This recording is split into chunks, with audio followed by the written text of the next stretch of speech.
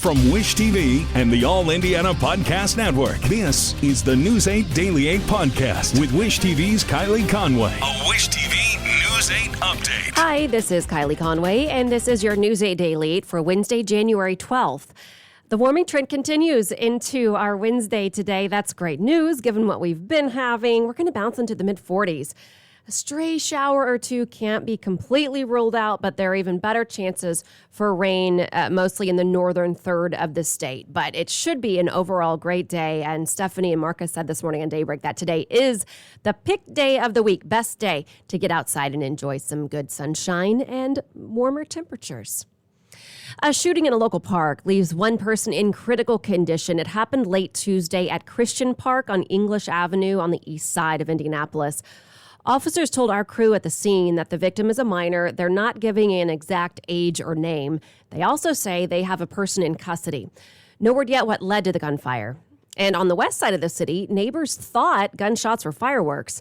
Instead, police say someone wounded a 79-year-old woman who was inside her own home. It happened yesterday afternoon in a neighborhood just east of Indianapolis Motor Speedway. We talked to a man who says he's lived in the area for more than 30 years. I thought it was firecrackers. Because we always had that around here. When the police officer said it was 12 shots fired, 12 shots, that don't surprise me neither. Police are not saying what led to the gunfire or if they know who the shooter is. At last update, the victim was stable in the hospital. Police make an arrest in a deadly hit and run. IMPD says 55-year-old James Gary struck and killed 57-year-old John Coleman on the city's southwest side. This happened January 3rd. According to police, it happened just before 9:15 in the morning on Centennial Street. Anyone with information is encouraged to call Crime Stoppers. That number is 317-262-8477. Governor Eric Holcomb provides a progress report on the state. He delivered his sixth State of the State address last night. His key theme, touting Indiana's economic growth while the state grapples with COVID-19. Even as we're contending with the challenges of a global pandemic, we're simultaneously strengthening our economy, reskilling our workforce, building up and out our infrastructure, enhancing our quality of life. The governor also referred to recent investments in education that are raising teachers' salaries in most districts. State Democrats tell us he missed the mark, failing to address issues like increasing the minimum wage. Holcomb also talked about COVID-19 vaccines, saying, I encourage, I plead, I beg of you, speak to your doctor and get the shot. He did not directly address the plans from Republican lawmakers to ban private companies from mandating the vaccine. Today, students in Anderson are heading back to class. The district announced yesterday that it is returning to in-person instruction, but will keep watching COVID cases closely. All schools in the district were closed yesterday because of staff absences. And students and staff at Chicago Public Schools are also returning to in-person classes today. The Chicago Teachers Union and the city reached an agreement on COVID-19 safety measures. The two groups had been in a deadlock since January 4th. Leaders from the union have already agreed to the deal. The rest of the union started voting yesterday and wraps up today. State lawmakers are considering an effort to help healthcare workers. This morning at the State House, they're discussing a measure aimed at heading off a staffing crisis. The Indiana House Public Health Committee will consider House Bill 1003, called Nursing Indiana Back to Health. President of the Indiana Hospital Association says the gap between supply and demand for nurses has long been growing, but the length and stress of the pandemic has exacerbated the issue. The Nursing Indiana Back to Health legislation is a crucial step forward in narrowing that gap and ensuring that Hoosier patients will have the nurses they need to care for them for years to come. According to the Indiana Hospital Association, the demand for nurses is expected to grow 12% from 2018 to 2028. In September, we did a story talking to local nurses who say the pandemic had pushed them to their limits and created a staff burnout. Nurses deciding to either take a different career path or join a travel agency, work from home. It's really created this larger staffing shortage than what we had ever anticipated. According to the Hospital Association, the bill will also provide flexibility, removing unnecessary regulations for nursing schools in Indiana. The group says that will allow additional students to enter the nursing workforce pipeline. The legislation would enable Ivy Tech Community College to expand its nursing program by 600 students a year by 2025. The Indiana Hospital Association and Ivy Tech will testify this morning in support of the bill. Also this morning, a record number of COVID patients are in the hospital, not just here in Indiana, but across the country. According to the State Health Department, we broke the pandemic record yesterday, and data from the Department of Health and Human Services shows a new record high. All eyes are on the White House to turn the tide. Dr. Anthony Fauci says because of the transmissibility of the Omicron variant, most everybody will get it at some point.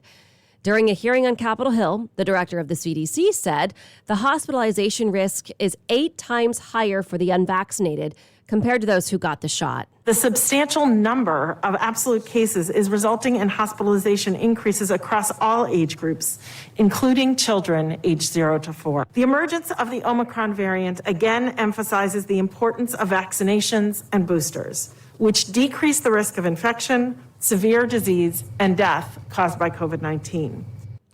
It all comes as the CDC is considering changing its mask guidance to encourage better masks.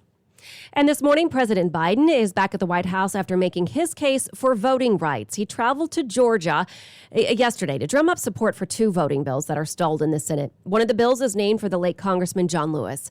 Biden gave a speech in the district Lewis served. The president told the crowd that the nation is at a turning point, and for the first time, he's clearly calling for an end to the filibuster rules to move the measures forward. To protect our democracy, I support changing the Senate rules, whichever way they need to be changed to prevent a minority of senators from blocking action on voting rights. A change could only happen if all 50 Senate Democrats agree, and at least 2 have indicated they will not. Republicans are solidly against it. Indiana Senator Todd Young explains his objection to changing the rules. It's a forcing mechanism during fraught times like these that gives the minority a say in the process. It forces majorities to find ways to compromise. It incentivizes bipartisan collaboration among senators representing diverse parts of our nation with differing values, differing priorities. Americans want us to go through this hard work of finding common ground, of reconciling their differences. That's our job. Majority Leader Chuck Schumer says action on the voting rights bill could happen today.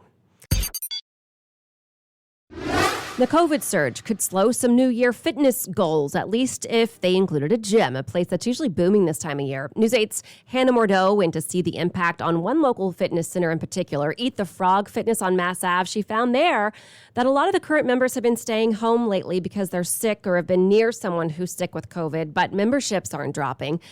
They're growing this month with those New Year resolutions. It turns out a lot of people are back trying to get into a gym, but also trying to do it safely. I'm glad we're back. Marla Mock is the owner of Eat the Frog Fitness in Indianapolis. That's our main thing is community.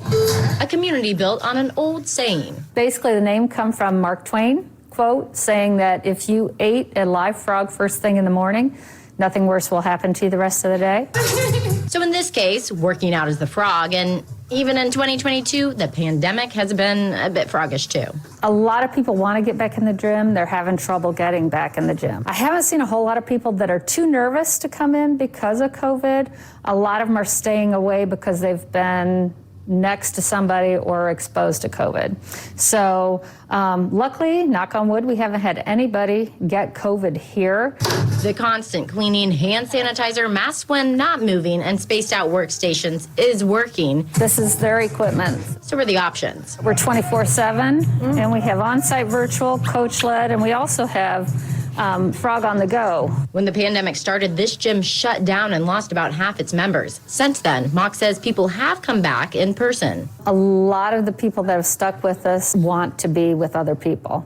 In fact, they were going crazy. They said, I hope you guys never have to shut down again. Mock says the holidays have caused a surge of people staying home, many getting sick or simply traveling. But she doesn't expect it to be permanent and hopes New Year resolutions prevail over the pandemic. Health is ongoing. I mean, maybe you will get sick or maybe you'll take a vacation, but it's important to get right back at it. Hannah also reports that Mock says gyms like this are surviving COVID because they have those options for people to work out in person 24 hours a day or work out at home with a virtual instructor, but still have that fitness community. An Indiana House committee is hearing another bill as part of the Education Matters agenda. House Bill 1134 has several components, including requiring schools to post their curriculum on their websites. It also allows parents to opt out their children of certain activities. It would also regulate how teachers discuss social justice topics in the classroom. Specifically, it prohibits educators from teaching that someone is inherently an oppressor due to their race, ethnicity, national origin, or political affiliation.